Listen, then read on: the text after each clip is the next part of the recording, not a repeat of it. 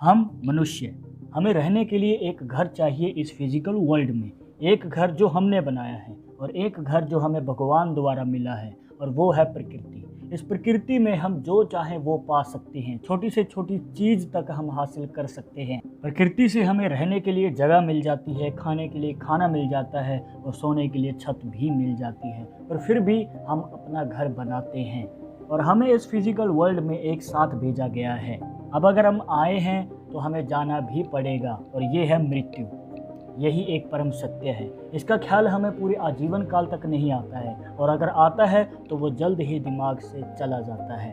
क्यों? क्योंकि हम इस संसारिक मोह माया में खो चुके हैं। हम नहीं जाना चाहते हैं इस दुनिया से, पर एक दिन तो जाना ही पड़ेगा और मृत्यु तो अवश्य ही आएगी। पर यह सवाल बहुत बार पूछा जाता है कि मृत्यु से पहले हमारे दिमाग में क्या चलता है, मरने से पहले हमारा दिमाग आखिर क्या सोचता है, मरने के बाद क्या होता है ये तो आज तक कोई पता नहीं लगा पाया। पर मरने से पहले क्या होता है हमारे दिमाग में, इसके बारे में काफ़ी सारे तथ्य निकल के आते हैं, जिसमें से आज हम बात करेंगे कुछ मुख्य तथ्यों के बारे में। और इनमें से एक मुख्य तथ्य तो भगवान श्री कृष्ण जी द्वारा बोला गया है भगवत गीता में। आइए जान लेते हैं पहले तथ्य के बारे में। स्टडी से पता चला है जो अपनी काल रूप से मरता है, ये नहीं कि किसी घटना से मर गए या फिर किसी बीमारी से मर गए, जो अपनी पूरी उम्र लेके मरता है तो वो कहीं ना कहीं अपने पूरे आजीवन काल के बुरे कर्मों को याद करता है। मतलब कि अच्छे कार्यों को कम और गलत कार्य जो भी किए हैं उनको ज़्यादा याद करता है, और अपनी गलतियों का प्रायश्चित करना चाहता है,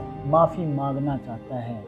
और ये भी पाया गया है कि इन लोगों को अपनी मृत्यु से पहले यमराज तक दिख जाते हैं, अपनी मृत्यु सामने दिख जाती है, और अपनी मृत्यु को समर्पित होने से पहले ये अपनी गलतियों का प्रायश्चित करके जाना चाहते हैं। जो भी उनसे पाप कर्म हुए हैं उनके बारे में बोलना चाहते हैं, उसकी माफ़ी मांगना चाहते हैं, और जो अपने पूरे आजीवन काल में ज़्यादातर झूठ बोलते थे वो भी सच बोलना चाहते हैं। इसके बाद निकल के आता है दूसरा तथ्य, जिसमें इंसान जो है अपने राज को बता देना चाहता है अपने किसी करीबी को, जिसे वो अपने पूरे जीवन काल तक अपने मन में दबा के चलता रहा। अब वो अपने मन की बात बताना चाहता है, और इसी के साथ जो भी उसकी इच्छाएं थी, जिसके लिए वो अपने जीवन काल में स्ट्रगल करता रहा और वो पूरी नहीं कर पाया, जो वो बनना चाहता था वो नहीं बन पाया, और ये सब एक साथ उसके दिमाग में चलता है। और वो सोचता है कि जो मैंने कमाया वो इस दुनिया में ही रह जाएगा, मेरे साथ कुछ नहीं जाएगा। इसके बाद आता है तीसरा तथ्य, जिसमें इंसान सोचता है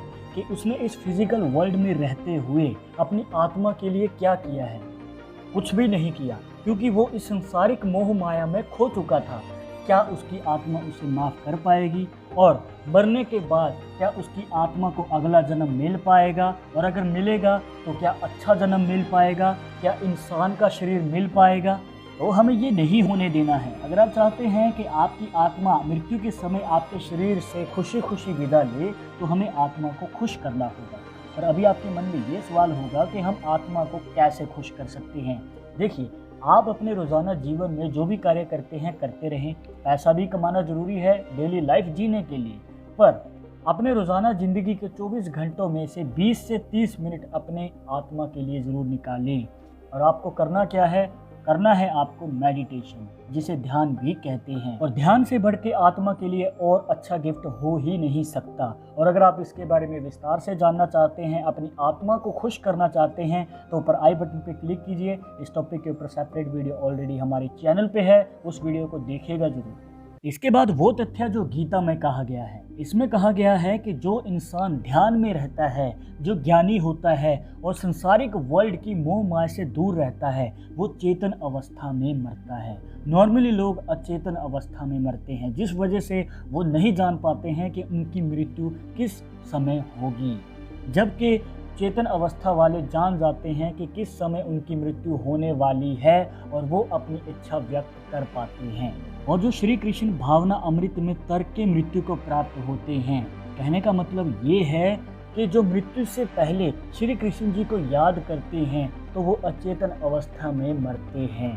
क्योंकि खुद भगवान श्री कृष्ण जी ने भगवत गीता में कहा है कि पूरे जीवन काल में अगर कोई अच्छा कार्य नहीं किया है या कोई भला काम नहीं किया है, और अगर हम मृत्यु से पहले भगवान श्री कृष्ण जी का स्मरण करें, उनका जाप करें, उनको सच्चे मन से चाहें, तो हम अचेतन अवस्था में मरते हैं और उनको ही समर्पित होते हैं।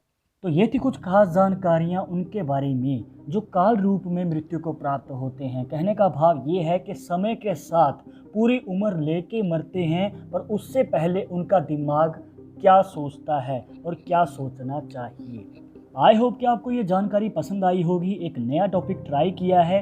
आगे आप किस टॉपिक के ऊपर वीडियो देखना चाहते हैं तो वो भी आप हमें कमेंट बॉक्स में सजेस्ट कर सकते हैं। और अगर आप हमसे पर्सनली बात करके अपनी समस्या का समाधान पाना चाहते हैं तो लिंक मिलेगा आपको डिस्क्रिप्शन में हमारे इंस्टाग्राम और ट्विटर अकाउंट का, जाकर आप दोनों अकाउंट्स पे फॉलो कीजिए। जो भी पूछना चाहते हैं पूछ सकते हैं। और अगर आपको ये वीडियो पसंद आई हो तो लाइक करें, शेयर करें अपने दोस्तों के साथ सोशल मीडिया पर, सब्सक्राइब करके बेल आइकन जरूर दबा दें नेक्स्ट वीडियो के अपडेट के लिए। मैं आपसे मिलूंगा एक और इंटरेस्टिंग टॉपिक के साथ। तब तक मुझे इजाज़त दीजिएगा। नमस्कार।